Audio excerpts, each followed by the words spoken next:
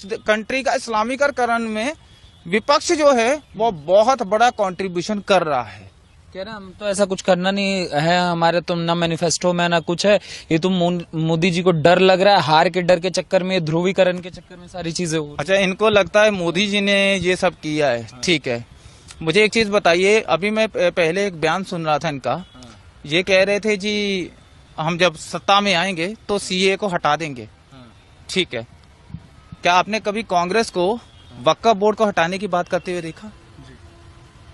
ये कहते हैं ना हम संविधान के संरक्षण है, हम संविधान को बचाएंगे।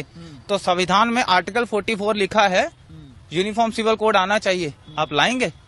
अब तो संविधान बचाने वाले, वो तो संविधान तोड़ने वाले। तो बचाने वालों से सवाल कर रहा हूँ। कॉन्स्टिट्यूशन के आर्टिकल 48 में लिखा हुआ है कि गांव होते के ऊपर कानून बनना चाहिए। तो बनाएंगे? तो किस पार्टी की बात कर रहे हैं सर?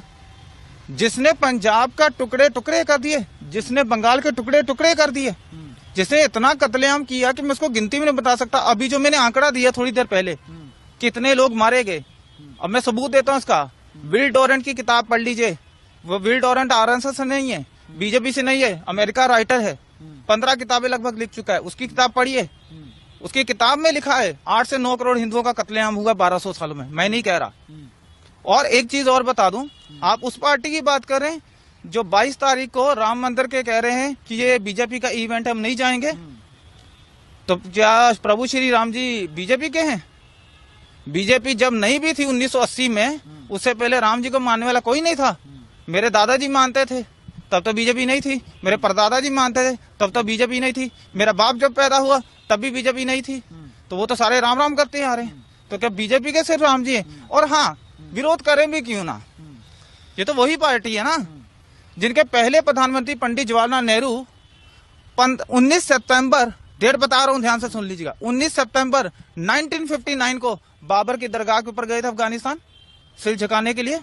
उसके बाद अब सबूत भी दे रहा हूं, इंदिरा गांधी 1968 किताब बाय नटवर सिंह, उनके जो उस समय के विदेश मंत्री थे, उनकी किताब पढ़ लीजिए।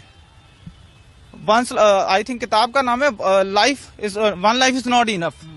उस किताब के अंदर एक पैराग्राफ है, उस पैराग्राफ के अंदर इंदिरा गांधी के बारे में उन्होंने क्या लिखा कि जैसे वो बाबर की दरगाह से, दरगाह नहीं बोलूंगा, उस कब्र से जैसे वो झुक के आई, तो उन्होंने एक इंग्लिश में लाइन बोली। वो क्या था? I have had the brush with our history. इसका हिंदी में अनुवाद कर देता हूं। इसका मतलब है कि आज मेरा सामना मेरे इतिहास से हुआ। कौन से इतिहास से बात कर रहे हैं? आपका बाबा से क्या लेना देना है? फिर 1976 के अंदर इंदिरा गांधी और राजीव गांधी फिर गए, और उसके बाद 2005 के अंदर ये राहुल गांधी दोबारा से बाबर के उस टॉम पे गए। तो इनकी 4 जनरेशन बाबर के सामने झुक चुकी हैं, लेकिन इनकी 4 में से एक भी जनरेशन का एक भी बंदा आज तक अयोध्या नहीं गया। और किस ये अभी बात कर रहे हैं, 2007 में एफिडेविट दिया था इन्होंने कोर्ट में कि राम एक काल्पनिक पात्र है, राम का कोई वजूद नहीं है। किसने दिया था? इसी पार्टी ने दिया था ना। शर्म आनी चाहिए उन लोगों को जो आज इनको वोट डालते हैं। आज हिंदू, सॉरी टू से, सच्चाई बोलना, मैं खुद हिंदू हूं, लेकिन को बोलूंगा वही जो सच है। मैं किसी को इम्प्रेस करने के लिए नहीं बोलता। क्या ये सच नहीं है कि दारू की बोतल के लिए, 500 के नोट के लिए आज हिंदू बिकता है? फ्री बिजली दे दो, फ्री पानी दे दो, फ्री सिलेंडर दे दो, खाने को फ्री दे दो, बस बिक जाता हूँ। वोट जहां बोलोगे डाल दूंगा। उसको राम से नहीं लेना देना, ये सबसे बड़ा कारण है। 35,000 मंदिर टूटे हुए हैं, और इनको क्या चाहिए? उसके ऊपर मस्जिदें खड़ी हैं। तो प्रधानमंत्री को क्यों आवश्यकता पड़ी ये सब बताने की? सर, लोगों को भी पता है, और बताने की जरूरत इसलिए पड़ी क्योंकि जब श्रद्धा के 35 टुकड़े हुए थे, लोग भूल गए। जब बदायूं में 2 बच्चों का कत्लेआम हुआ, छोटे छोटे बच्चों का, जिनको शायद दुनिया का भी नहीं पता, लोग भूल गए। जब महाराष्ट्र में कोहली जी का कत्ल हुआ, लोग भूल गए। जब राजस्थान में, अभी कर्नाटक में, अभी राजस्थान में जो कन्हैया लाल जी की हत्या हुई, लोग भूल गए। और बेंगलोर में जो नेहा का कत्लेआम हुआ लव जिहाद के नाम पे, वो भूल गए। भारत के लोगों की यही बड़ी प्रॉब्लम है सर, मर भी जाते हैं, भूल भी जाते हैं। और इनको याद दिलाने के लिए किसी ना किसी को तो बोलना पड़ेगा, ताकि इनके उस मरे हुए जमीर को जगाया जा सके और इनको याद दिलाया जा सके कि ये वजूद की तुम्हारी आखिरी लड़ाई है। अगर अब नहीं जागे तो बेटा ये याद जरूर रखना कि वो दिन दूर नहीं है जब तुम लोग एक इतिहास की किताबों में से पढ़ाए जाओगे, तुम्हारा कोई वजूद नहीं बचेगा। और इसका एक इम्पोर्टेंट पॉइंट बता के खत्म कर रहा हूँ।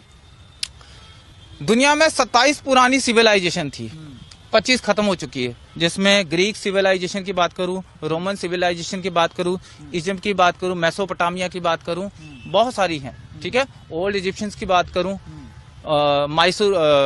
माया सिविलाइजेशन की बात करूं, उसमें से 2 बची हैं, एक है भारतीय सिविलाइजेशन, एक है चाइनीज सिविलाइजेशन। और अगर इस लड़ाई को इस तरह अगर अब हम नहीं जाकर हमने उस पार्टी के खिलाफ कम से कम वोट नहीं किया जिसने हमें इस स्टेज पे लाके खड़ा किया है, तो सर सॉरी टू से ये हमारे सनातनियों के आने वाले मात्र आखिरी 2 दशक होंगे, उसके बाद हमारा इतिहास सिर्फ और सिर्फ इतिहास की किताबों में पढ़ाया जाएगा। शायद इसी डर को ध्यान में रखते हुए मोदी जी को ये बात बोलने की